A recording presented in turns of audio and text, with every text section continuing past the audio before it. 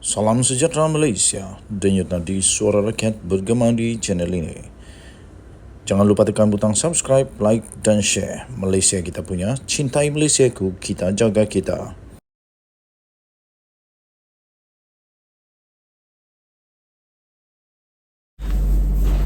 Salam sejahtera Malaysia, denyut nadi suara rakyat bergema di channel ini. Terdapat berita-berita panas, spekulasi-spekulasi selepas sahaja PRN yang baru berlangsung baru-baru ini. Antara spekulasi yang paling panas dan spekulasi yang disebut-sebut menjadi tular di seluruh Malaysia adalah tentang kemenangan Sanusi. Dikatakan, adalah orang tanya kepada saya, jadi Sanusi punya kemenangan ditarik balik kah? Ada orang tanya, Sanusi punya kemenangan ditarik balik kah? Adakah Sanusi akan diisytiharkan kalah?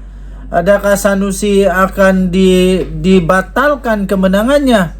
Dan paling teruk, Sanusi tak layak menjadi MB. Okey, jawapan saya senang saja. Kemenangan Sanusi adalah legitimate ataupun sah. Kemenangan Sanusi itu sah, tidak boleh dibatalkan. Kemenangan Sanusi sah, tidak dibatalkan, dan dia akan tetap dianggap sebagai adun. Walaupun begitu, ada juga kebenarannya sekiranya Sanusi tidak ada kelayakan lagi untuk jadi Menteri Besar.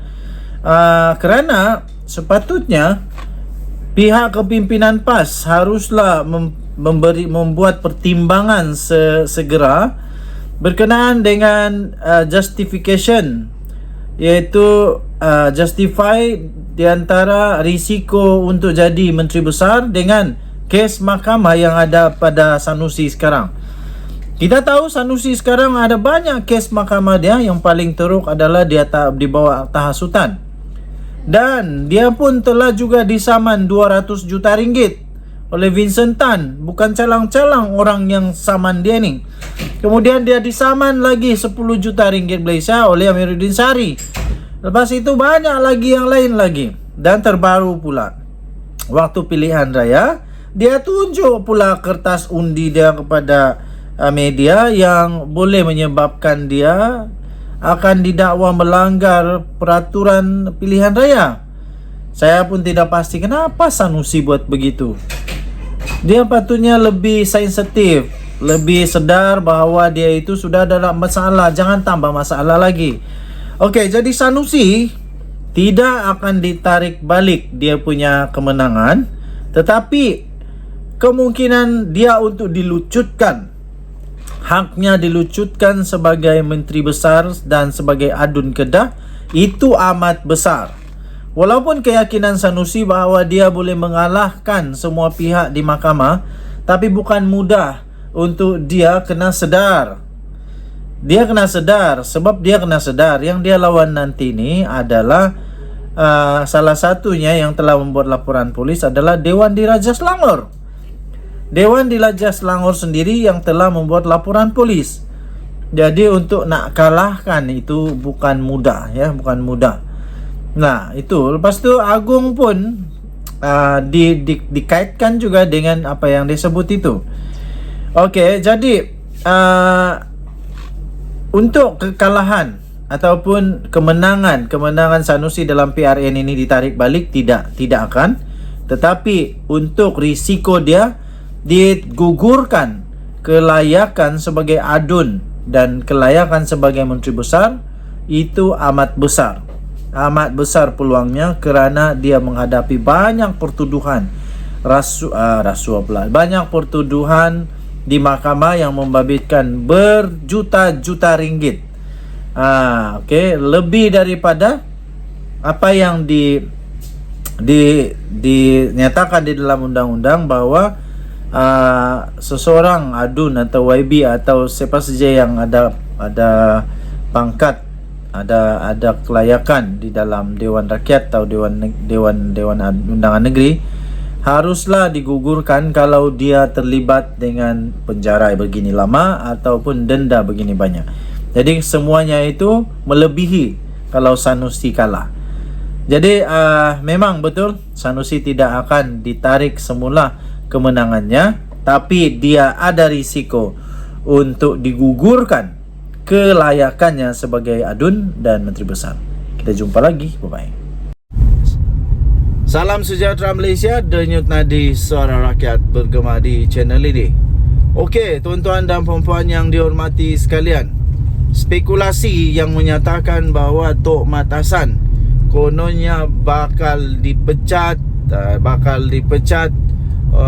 kerana tak lagi ngam dengan Anwar, itu semua menjadi satu igawan-igawan politik, menjadi satu angan-angan politik, menjadi satu naratif politik sebelum pilihan raya.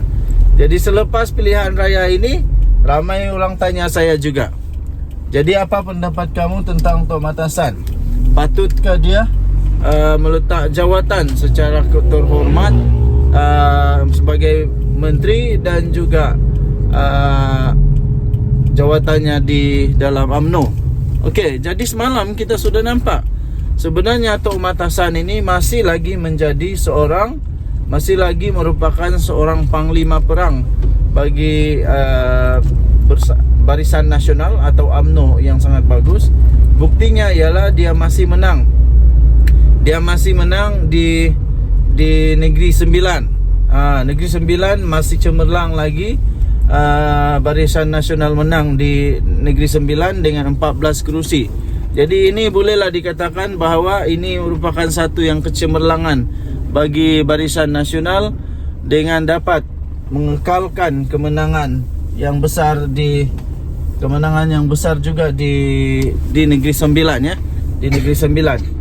Walaupun begitu, tuan-tuan dan puan-puan yang dihormati sekalian, ada juga orang kata lebih baiklah Tok Mat Hassan letak jawatan. Tok Mat Hassan letak jawatan daripada menteri, dan lebih baik Tok Mat Hassan menjadi menteri besar untuk Negeri Sembilan. Mereka kata Tok Mat Hassan lebih sesuai untuk menjadi menteri besar bagi Negeri Sembilan daripada menjadi menteri kabinet untuk kerajaan perpaduan. Tapi pada saya, sama ada dia ingin menjadi menteri kabinet ataupun menjadi menteri besar, itu adalah pilihan beliau sendiri. Tetapi persoalannya, adakah Tok Mat Hassan kemarin bertanding untuk DUN? Dia ada bertanding bercalonkah untuk DUN? Kalau dia ada bercalon untuk DUN, maknanya bolehlah untuk dia menjadi calon untuk Menteri Besar Negeri Sembilan. Tetapi kalau dia tidak ada bertanding untuk DUN, makanya secara automatik dia juga tidak ada juga kelayakan untuk menjadi Menteri Besar bagi Negeri Sembilan.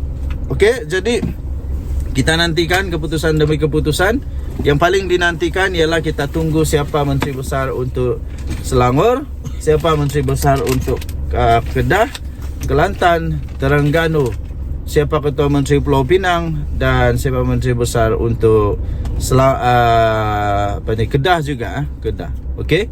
Adakah Sanusi tetap Menteri Besar? Kita tunggukan. Denyut nadi suara rakyat bergema di channel ini.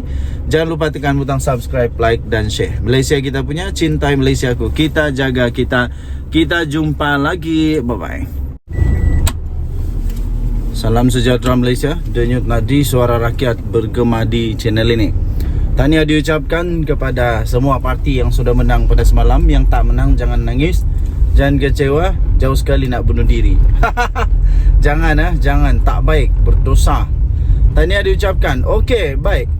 Ada ramai orang telah WhatsApp, telah email, telah Instagram, Twitter, banyaklah DM lah, BM lah kepada saya, bertanyakan apakah yang terjadi kepada Zahid Hamidi selepas pilihan raya yang teruk sekali lagi untuk Barisan Nasional, kecuali di Negeri Sembilan, di mana Barisan Nasional berjaya juga menang 14 kerusi.